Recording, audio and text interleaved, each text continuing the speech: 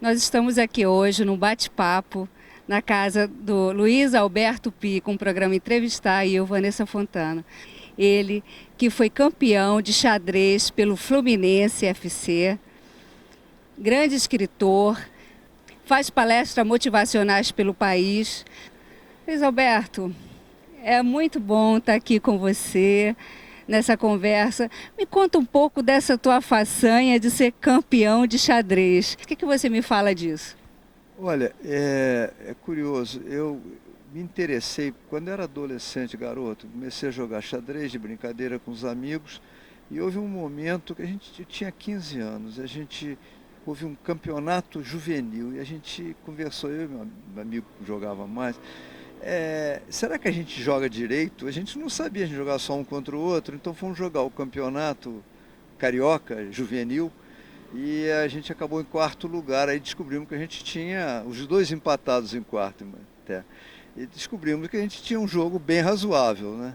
E aí o diretor de xadrez do Fluminense me convidou para jogar pelo Fluminense, me tornei sócio-atleta do Fluminense. E 2 anos depois, eu estava com 17 anos, jogando no time do Fluminense, nós fomos campeões cariocas pelo Fluminense. Um dia eles resolveram fazer uma era um levantamento de saúde de todos os atletas e convocaram os atletas para fazer lá uma série de exames de saúde, tal coisa. E eu fui como atleta e o médico começou a me examinar e disse: "Pô, mas você não é muito atlético. Qual é o esporte que você pratica?" Eu falei: "Xadrez." Aí ele me mandou embora. "Então você tem nada que fazer aqui, você não é atleta." Né? Hoje em dia eu me lembro que o Romário dizia isso, né? Eu não sou atleta, eu sou um artista, né? É verdade. Eu li um livro sobre sucesso que falava sobre a inteligência. E dizia que não é bom você elogiar as crianças, dizendo que elas são inteligentes, porque você aí acomoda a pessoa a achar que ela não precisa se empenhar tanto no estudo, já que ela é mais inteligente. O que você acha disso? Não é não, é o contrário. Quanto mais você elogia uma criança, mais ela acredita naquilo e mais ela se torna aquilo que você elogia. E se você critica, ela vai se tornando aquilo que você critica. Isso é uma experiência não só minha, mas muitos psicólogos têm estudado esse assunto, até fazendo testes interessantes. Por exemplo, eles pegam um grupo de estudantes jovens e divide em duas. Eles dividem, os estudantes não sabem que estão sendo divididos em dois grupos. Esse grupo dividido em dois, eles fazem o seguinte: com metade dos estudantes, eles dizem que você é um bom aluno, que você é competente, etc. E para o outro grupo, eles dizem: não, você não é muito bom, você é deficiente, etc. Depois disso, vão fazer um levantamento do rendimento desses estudantes. Os estudantes que foram elogiados melhoram o rendimento, os que foram criticados pioram o rendimento. É claro que depois que eles fizeram esse estudo, eles ficaram muito preocupados com o fato de estarem prejudicando os estudantes que tinham sido criticados. Então, refizeram tudo, ajudaram. Agora, o que é mais terrível é o seguinte: quando você dizia para um professor que o estudante era ruim, sem falar nada para o estudante, só para o professor, aquele estudante imediatamente caía de rendimento. Quando você elogiava para o professor no estudante, quer dizer, o psicólogo ia lá e dizia: olha, esse estudante aqui tem muito potencial, e esse aqui não. Imediatamente o estudante que era elogiado para o professor, nem era para ele mesmo, já florescia e o outro murchava. Então, na verdade, o que a gente tem que fazer com os nossos filhos é estar sempre elogiando, estimulando, dizendo que ele é bom e que ele vai ser melhor ainda, e isso tem um resultado muito positivo, terrivelmente positivo. Terrivelmente, eu digo, que se for o contrário, vai ser terrivelmente negativo. Eu inclusive te fiz essa pergunta porque na hora eu me choquei também com essa afirmação. É muito assustador isso, se você saber que se você começa a reclamar de uma criança, a a criticá-la, etc. E isso vai piorar a relação dessa criança consigo mesma, a sua autoestima e a sua relação com o mundo.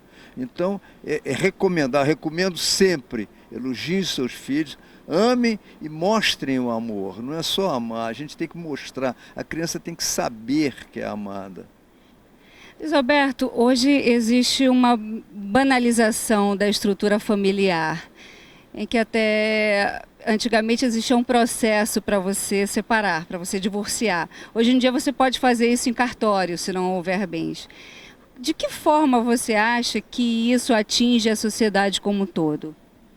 Eu acho que a sociedade vai se modificando, e porque a sociedade vai se modificando, as leis vão modificando, se modificando em função das modificações da sociedade. E tem vice-versa também, existem leis que vão modificando a sociedade também.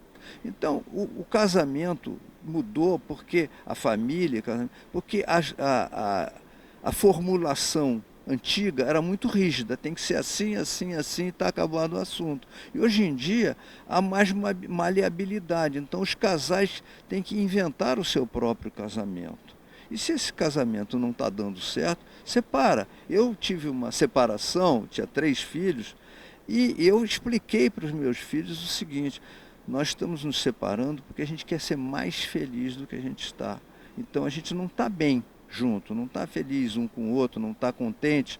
Então nós vamos partir cada um para a sua vida, mas vocês estão conosco, vão morar com um, vão para a casa do outro. Então, quer dizer, o fato dos pais se separarem não queria dizer que a família estava destruída. A família continuava existindo, apenas havia 2 casas, possibilidade de novas famílias, a mãe casa de novo, o pai casa de novo, as famílias continuam existindo, até amplificadas. As pessoas têm irmãos, meio-irmãos e quase-irmãos. Quase-irmãos são aqueles, vamos dizer, filhos de um outro casamento que se juntam, passam a viver juntos, né? Então são quase-irmãos, né? E tem os meio-irmãos, que tem um pai ou uma mãe em comum, e tem os irmãos. Eu tinha um filho pequeno, que ele um dia me perguntou assim: por que que o meu irmão tem outra mãe, diferente da minha? Eu disse: é porque vocês são meio-irmãos. E ele achou ótimo, é meio-irmão, a gente não é irmão, é meio-irmão. Ele gostou muito daquele conceito de meio-irmão. Hoje em dia, existe uma coisa chamada internet, em que os jovens estão cada vez mais se isolando, cada vez ficando mais tímidos, estão procurando os relacionamentos atrás da internet. Você acha que isso é sadio? É o seguinte: a internet é um instrumento, é um equipamento. Ele pode ser usado para o bem ou para o mal. Como um automóvel. É sadio ter um carro? Você é sadio correr demais e bater com o carro? Não, né? Então, como álcool, é sadio tomar um copo de vinho numa refeição? Tomar um copo de cerveja. É sadio se embriagar? Não. Então, depende muito do uso que a gente faz. Uma faca serve para cortar o pão e serve para enfiar na barriga de uma pessoa, né? É um instrumento, ele é neutro. O uso é que é positivo ou negativo. Então, acho que o que está havendo esses sites de relacionamento, né, onde a gente se comunica com as pessoas, que tem um lado positivo. Eu reencontro amigos que eu não via há muitos anos. E tem um lado negativo, que é a possibilidade de eu desperdiçar muito tempo em coisas sem importância, em relações sem importância, e não ter tempo para as relações importantes. Esse é o grande perigo do uso excessivo da internet. Então, se a internet tranca ele em casa, mantém ele preso em casa, é muito negativa, né? E não é só isso, tem a questão dos jogos também, né? Jogo de computador e jogos interativos que a pessoa está jogando com a outra pessoa lá em Hong Kong, né? Então, de novo, é o problema de... Se você joga um joguinho durante 15, 20 minutos para descansar a cabeça, pode ser bom. Se você passa, como eu já vi acontecer, 2, 3 dias jogando sem parar, fazendo as refeições enquanto está jogando, e até fazendo necessidades sem sair da cadeira, aí é doentio. Agora, eu penso que isso aí é apenas um facilitador de uma doença que já existe. E o que você acha, por exemplo, hoje existem os Photoshops. Falando aí da internet, né?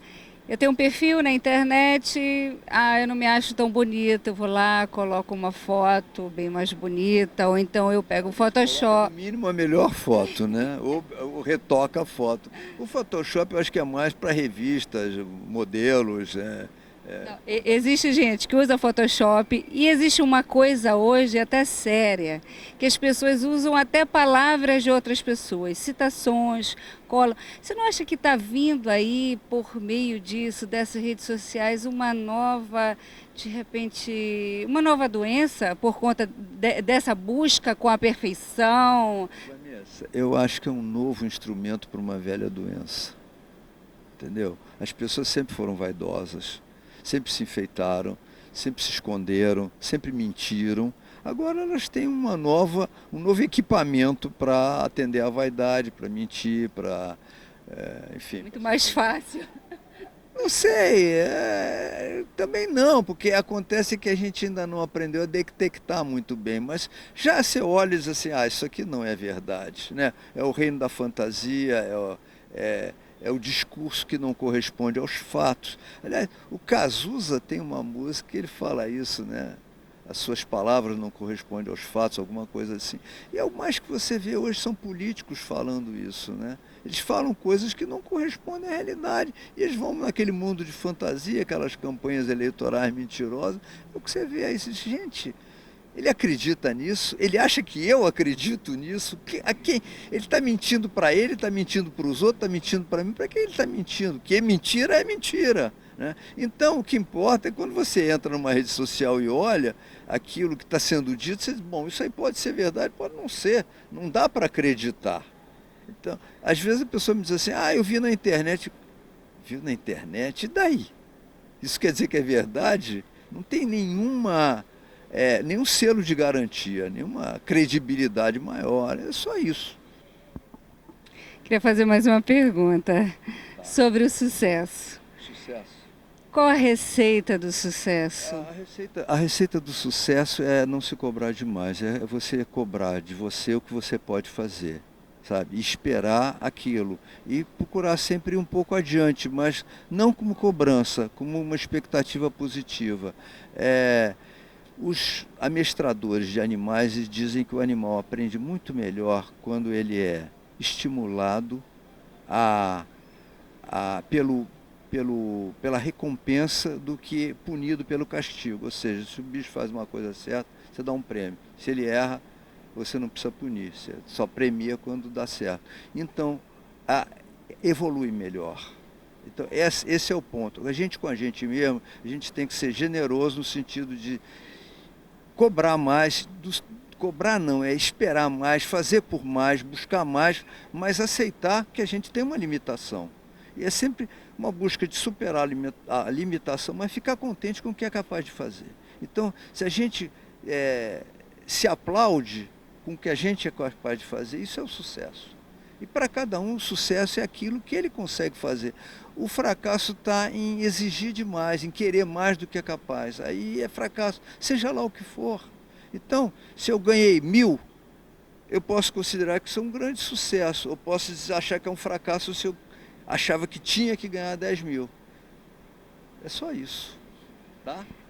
Gente, tivemos aqui com essa grande capacidade, esse grande psicanalista, psiquiatra, que é Luiz Alberto Py. Obrigada, você maravilhoso. Eu queria agradecer essa massagem toda que você está fazendo no meu ego.